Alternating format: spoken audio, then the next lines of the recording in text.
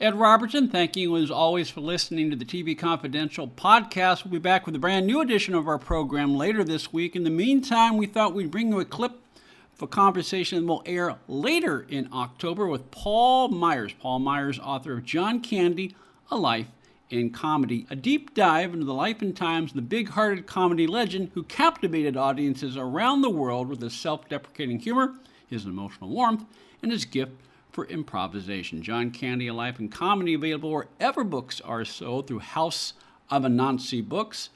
House of Anansi Books. Anansi is spelled A-N-A-N-S-I. House of Anansi Books, houseofanansi.com, as well as Amazon.com. As we pick up the conversation, Paul and I are talking about how there are at least two art-imitating life moments in the film career of John Candy. One, we talked about Stripes a little bit earlier, but Oct's motivation for joining the Marines is based, at least it mirrors something that really happened in John's life, as well as the I Like Me monologue / soliloquy in Planes, Trains, and Automobiles. What are your thoughts on that? Right. When John was very young, he was frustrated with his body type, and for some reason thought joining the American Marines would actually help him.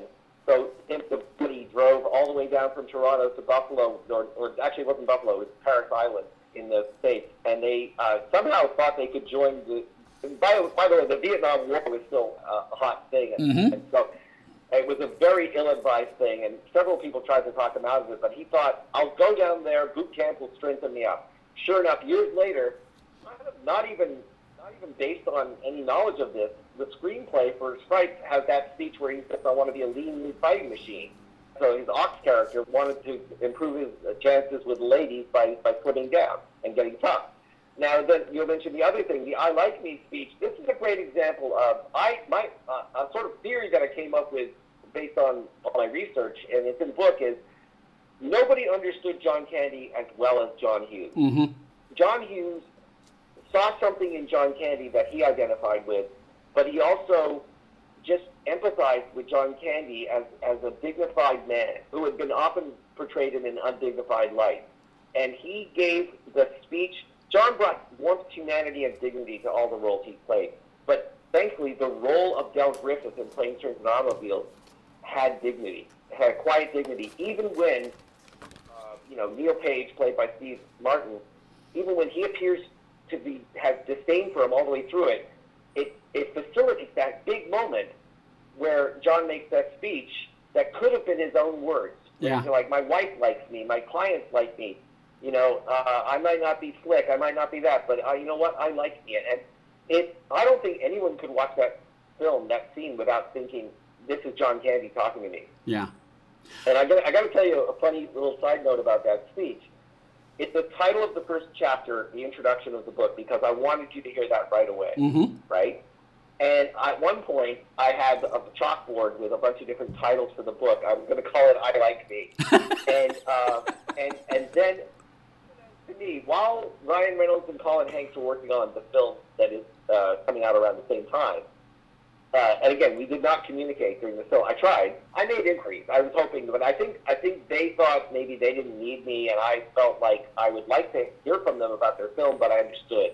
They're putting their, it was a family project. There's all sorts of reasons, and I have nothing but support for their film because it's a companion piece. Yes. But let me say this. So their film announced that their film's going to be called I Like Me, and of course, I'm like, whoa, glad I didn't name my book that.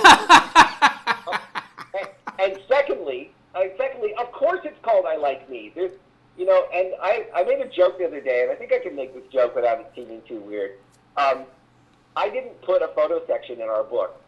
And because sometimes it's hard to narrow down, and you just like all these pictures. And I thought I'm going to let the text tell the story, but then you can look at the pictures in the Colin Hanks film I Like Me that is going to be streaming soon.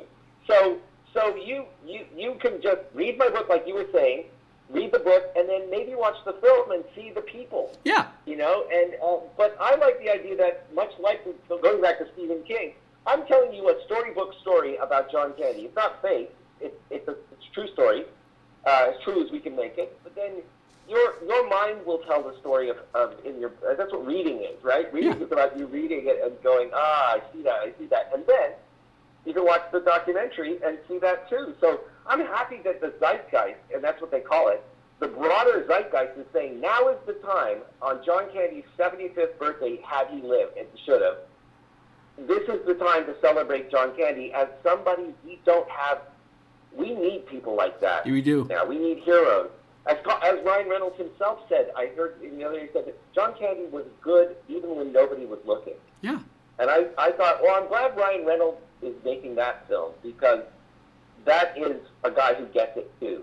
Paul Myers, author of John Candy, A Life in Comedy, on how director John Hughes understood the essence of John Candy like few others did, and how Hughes captured that essence in the I Like Me speech that Candy delivers as Del Griffith in Planes, Trains, and Automobiles. John Candy, A Life in Comedy, available wherever books are sold through House of Anansi Books, houseofanansi.com, as well as Amazon.com. For our listeners in the San Francisco Bay Area, you can meet Paul Myers at Mrs. Dalloway's Literary and Garden Arts, 2904 College Avenue in Berkeley, California, Tuesday, October 7th, beginning at 7 p.m. Paul will also be on stage at the Four Star Theater, 2200 Clement Street in San Francisco, Saturday, October 11th, beginning at 7 p.m. Paul's appearance that night at the Four Star Theater will immediately be followed by a screening of Uncle Buck. For details on these and other upcoming events, go to houseofanansi.com and type in John Candy, A Life in Comedy Book Tour. One more item: if you're starting a company, particularly one that is in an emerging market, you know that averting any sort of legal dispute is crucial to your business plan. Our friends at Tectonic Law offer an array of services that can help you avoid and preempt future litigation while also developing and protecting your intellectual property and intangible assets. Tectonic Law serves the needs of a host of emerging industries throughout California and beyond, including industrial designers, beverage makers, artists, farmers, retail stores, health practitioners, wellness experts, cosmetics manufacturers, nonprofit organizations, innovators in sustainable practices, and libraries. Go to tectoniclaw.com to learn more about how Tectonic Law can help your business thrive.